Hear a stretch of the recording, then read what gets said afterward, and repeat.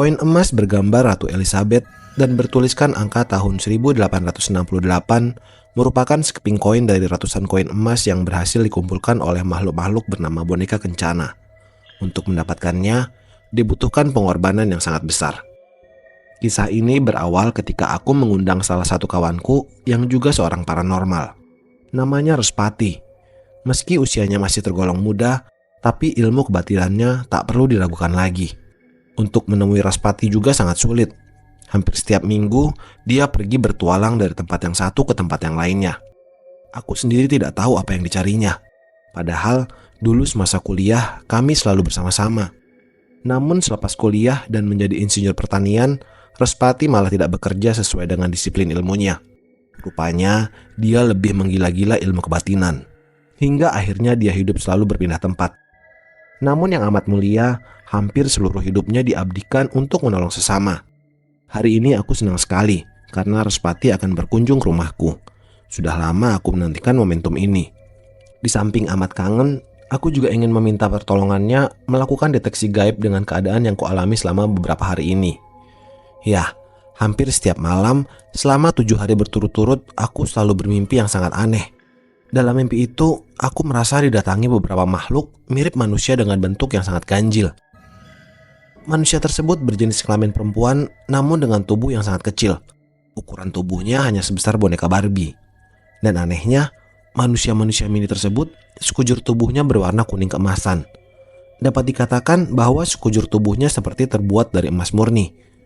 Manusia-manusia kerdil keemasan itu datang dari belakang rumahku dan menyembunyikan sesuatu di pekarangan belakang rumahku yang tak seberapa luas itu, juga di pekarangan bagian depan rumah. Aku yakin dia seperti menaruh sejumlah koin emas di depan dan di belakang pekarangan rumahku.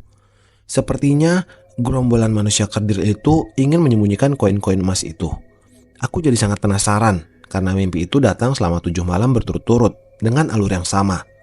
Meski sebuah mimpi, tapi pada saat itu aku merasa benar-benar melihatnya secara nyata. Manusia-manusia kerdil yang memiliki tubuh seperti emas itu datang dan pergi dari belakang rumahku. Aku juga merasa yakin mereka tinggal di sepanjang aliran sungai di belakang rumahku, yang di sini disebut sebagai Kali Demit. Hilirnya berakhir di tempuran sungai Belambangan. Sepertinya memang demikian. Selama aku penasaran, makanya begitu aku dikabari bahwa Respati akan berkunjung ke rumahku di Baturan, Sleman, Yogyakarta, aku sangat senang sekali mendengarnya.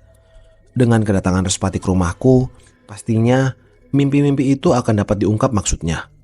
Hari Kamis pagi, Respati benar-benar menepati janjinya untuk datang ke rumahku. Aku menyambutnya dengan penuh sukacita.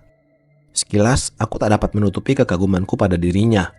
Ya, dia masih tetap awet muda dan selalu ceria, meski aku tahu penderitaan selalu bertubi-tubi menimpa hidupnya. Dia memang seseorang yang memiliki kepribadian tegar. Tuhan memang menciptakan dua sisi yang berlawanan dalam hidup ini, seperti juga dua sisi pada manusia. Sedih, gembira, bahagia dan susah, lemah dan tegar. Keduanya saling mengisi dan melengkapi kelemahan masing-masing.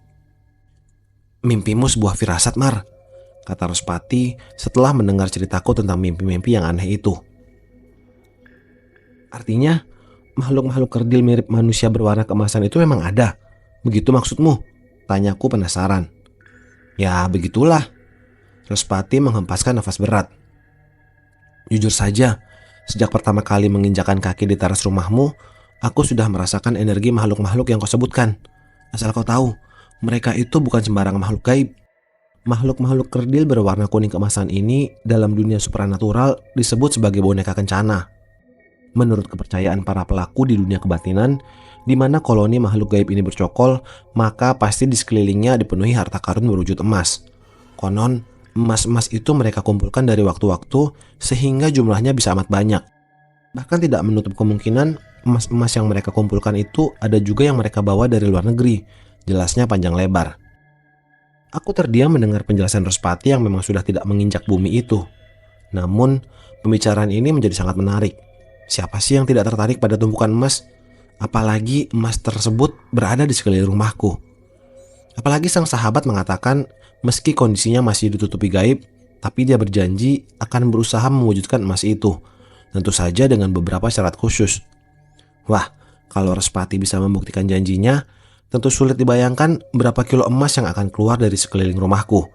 Pasalnya, selama 7 malam berturut-turut, seperti yang terekam dalam mimpi itu, aku telah melihat makhluk-makhluk kerdil keemasan dengan tekun menyembunyikan berpuluh atau mungkin beratus koin emas di sekitar pekarangan rumahku. Apakah kau melihat dari mana makhluk-makhluk kerdil tersebut datang, Mar? Tanya Respati ketika aku membayangkan kemungkinan-kemungkinan mengejutkan yang akan terjadi. Sepertinya dari belakang rumahku. Aku kira persisnya mereka datang dari sepanjang aliran Kali Demit. Jawabku sesuai dengan apa yang kulihat di dalam mimpi. Kalau begitu, nanti malam kita ke Kali Demit ya. Siapa tahu aku akan dapat bernego dengan mudah dengan para boneka kencana itu untuk mengambil sebagian harta yang mereka sembunyikan. Katanya bernada ringan. Apakah itu mungkin terjadi, Res? Respati malah tertawa lepas mendengar pertanyaanku. Mudah-mudahan peruntungan hidupmu memang akan berubah, sobat. Katanya sambil menepuk bahuku. Raut mukanya terlihat biasa saja, tidak menunjukkan kesenangan karena kalau berhasil menyedot harta karun berwujud emas, tentu saja dia dan juga aku akan kaya mendadak. Barangkali Respati sudah terbiasa menghadapi hal seperti ini. Lain halnya dengan diriku. Jujur saja, analisis gaib Respati memang membuat anganku melambung jauh. Aku membayangkan seandainya harta karun tersebut dapat terangkat, tentu akan sangat banyak yang akan dapat aku lakukan. Di antaranya membuat beberapa usaha dan beberapa pesantren. Mungkin juga sebagian harta tersebut akan kunafkahkan untuk anak-anak yatim. Nah, betapa mulianya perbuatan tersebut. Malam Jumat ba'da maghrib, aku dan Respati keluar rumah. Tujuan kami sudah pasti, yakni ingin mendatangi Kali Demit. Di sana, Respati akan melakukan ritual gaib untuk bernego dengan para makhluk membawa koin emas yang disembunyikan di sekitar rumahku. Kali Demit merupakan tempat yang sangat angker. Aku banyak mendengar bahwa penunggu Kali Demit tidak hanya boneka-boneka pembawa harta karun, tapi juga ditunggui oleh seekor siluman ular setengah dewa dengan nama Siluman Antaboga. Di samping itu juga ditunggui oleh sebangsa jin ifrit yang sangat membahayakan. Di antara penjaga-penjaga Kali Demit tersebut, yang memang sangat membahayakan adalah golongan jin ifrit. Mereka bahkan bisa membunuh manusia secara fisik. Dan bos jin ifrit di sepanjang aliran Kali Demit tersebut adalah sesosok jin tinggi kurus dengan hidung yang sangat panjang dan berkulit hitam legam seperti daging terbakar. Aku melangkahkan kaki di depan Respati menuruni tebing Kali Demit yang curam. Waktu itu, kami tidak membawa senter sebagai alat penerang, sebab malam itu purnama memang tengah bertengger di atas langit. Di atas sebongkah batu besar yang ada di tengah aliran Kali Demit, aku dan Respati mengambil tempat duduk dengan posisi bersila. Sebelumnya, Respati memintaku untuk membantunya membacakan surat Al-Ikhlas, karena hal ini penting dilakukan guna melindungi diri dari makhluk jahat. Hampir 20 menit kami duduk di tengah aliran Kali Demit, tapi belum terjadi apapun. Aku mendengar bacaan-bacaan yang keluar dari mulut Respati semakin keras. Dan saat itulah muncul keanehan-keanehan di sekitar kami. Rumpun-rumpun bambu yang tumbuh di sepanjang tepi sungai bergoyang sangat keras, meski tidak ada angin puting beliung. Anehnya, setelah pohon-pohon bergoyang keras, muncul suara guntur yang agaknya hanya terdengar di sekeliling kami. Tidak hanya sebatas itu saja, gerimis pun tiba-tiba datang, padahal cakrawala malam nampak sangat permai. Yang lebih mengagumkan lagi, gerimis ini rupanya memang hanya terjadi sebatas radius 5 meter, di mana posisi kami sebagai titik tengahnya. Gumaman Respati membacakan mantra dan kedong-kedong saktinya semakin keras. Sesekali tangannya menghentak ke atas. Di saat tangannya menghentak inilah, berulang kali terdengar suara menggelegar, seperti ada dorongan tenaga yang begitu kuat menghempas benda-benda di depannya. Berkali-kali Respati berteriak dan menghentakkan tangannya meskipun masih pada posisi duduk bersila. Sampai kemudian situasi mulai terkendali. Guntur, gerimis, dan petir yang terjadi hanya radius 5 meter tersebut pun tiba-tiba reda. Selanjutnya keheningan menyelimuti suasana di sekitar Kali Demit. Bagiku, kondisi ini malah bertambah mencekam. Aku mengkhawatirkan kejadian yang menyusul akan lebih dahsyat lagi. Aku hanya menunggu apa yang akan terjadi lagi. Sementara itu, kulihat Respati berkali-kali menghembuskan nafas panjang sebagai pertanda akan hadirnya sesuatu. Dan memang benar, aku melihat samar-samar dari bawah permukaan air yang mengalir, tepatnya di 3 sumber air di bawah tempat kami duduk, pelan namun pasti muncul cahaya kebiruan. 3 cahaya yang muncul dari 3 sumber mata air yang mengalir langsung ke Kali Demit tersebut perlahan-lahan naik ke permukaan. Masing-masing sumber cahaya kebiruan tersebut bersumber pada benda sebesar telur ayam. Setelah ketiga benda bercahaya tersebut berpendar-pendar naik ke permukaan dan melayang-layang di udara, disusul makhluk lain yang muncul di tengah-tengah dari ketiga cahaya yang berpendar itu. Sosoknya berupa makhluk hitam legam yang semakin lama nampak semakin jelas. Dia bertubuh tinggi dengan hidung yang sangat mancung. Kakinya mengambang di atas air, sementara ketiga cahaya kebiruan tersebut mengelilingi tubuh si makhluk. Pada saat sang makhluk muncul, aku merasakan keadaan di sekelilingku berubah sangat dingin. Entah perubahan suhu ini terjadi secara alamiah atau mungkin karena kehadiran sosok menyeramkan itu. Aku juga tidak tahu pasti makhluk apa itu. Apakah dia yang disebut sebagai makhluk yang berasal dari golongan jin ifrit? Yang pasti, tubuhnya menyebarkan bau anyir yang sangat menyengat. Hai manusia, kau rupanya menginginkan harta karun yang dikumpulkan oleh anak-anakku. Benarkah itu? Tanyanya dengan suara getas. Betul Ki Kesturi, jawab Respati. Rupanya, golongan jin ifrit di wilayah tersebut dipimpin oleh makhluk hitam legam yang disebut Respati dengan nama Ki Kesturi. Mendengar jawaban Respati, jin tersebut manggut-manggut sambil tersenyum tipis. Kau tahu, anak-anakku mengumpulkan harta tersebut dengan bekerja keras. Tentu saja kau harus memberi imbalan atas harta yang akan kau terima. Dan untuk itu, aku memintanya Kamis Legi. Jelasnya. Respati kemudian berbisik kepadaku yang masih duduk bersisian dengannya. Makhluk laknat tersebut meminta tumbal. Dan tumbalnya harus orang yang lahir di hari Kamis Legi. Dadaku berdegup kencang mendengarnya. Pasalnya, aku lahir pas pada hari Kamis Legi. Gila, dia menginginkan nyawaku rupanya, bisikku dengan suara bergetar. Akhirnya, Respati menangguhkan keinginannya. Setelah makhluk hitam yang dikelilingi oleh tiga cahaya kebiruan hilang di bawah permukaan air, kami pun segera pulang dengan kondisi yang masih lemas. Syarat yang diminta oleh pimpinan jin tersebut yakni meminta tumbal nyawa manusia. Ini gila, apalagi nyawa yang diinginkannya adalah nyawaku sendiri.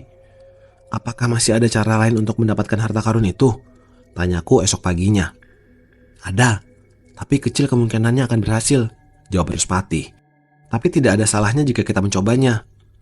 Beberapa hari kemudian, kami telah menyiapkan beberapa syarat yang diperlukan untuk mengangkat harta karun yang disembunyikan di sekitar rumahku. Semuanya sesuai yang dikatakan Respati, termasuk menjalani puasa 41 hari. Hari demi hari pun puasa itu kujalani. Selama ini berlangsung biasa saja, tidak ada keanehan yang terjadi. Namun, memasuki hari ke-39, barulah beberapa godaan muncul saat aku melakukan wirid sesuai dengan yang disyaratkan oleh Respati. Memasuki hari terakhir, kejadian yang paling mendebarkan pun berlangsung. Di saat aku sedang wirid, tiba-tiba terdengar suara ledakan yang sangat keras. Di sela-sela ledakan tersebut, muncul makhluk tinggi kurus berkulit hitam kelam seperti gosong. Bau anyir menebar ke setiap sudut ruangan. Tanpa babi bu lagi, makhluk mengerikan tersebut merangsak ke arahku dan langsung mencengkram leherku dengan tangannya yang kekar. Makhluk itu ingin membunuhku, dan aku tak memiliki kekuatan untuk melawannya. Di saat genting tersebut, entah dari mana datangnya tiba-tiba Respati menyuruh aku masuk. Dia langsung bertarung dengan makhluk tersebut. Aku hanya memandang perkelahian itu dengan sorot mata nanar, dicekam ketakutan. Perkelahian tersebut seperti visualisasi sinetron klasik yang ada di televisi. Akhirnya, pertarungan tersebut dimenangkan oleh Respati. Anehnya, setelah pertarungan yang menakjubkan ini usai, keduanya lenyap seperti kepulan asap. Aku sempat bingung dan tak bisa menggerakkan tubuh sama sekali. Kejadian ini benar-benar seperti mimpi. Entah berapa lama perkelahian itu berlangsung.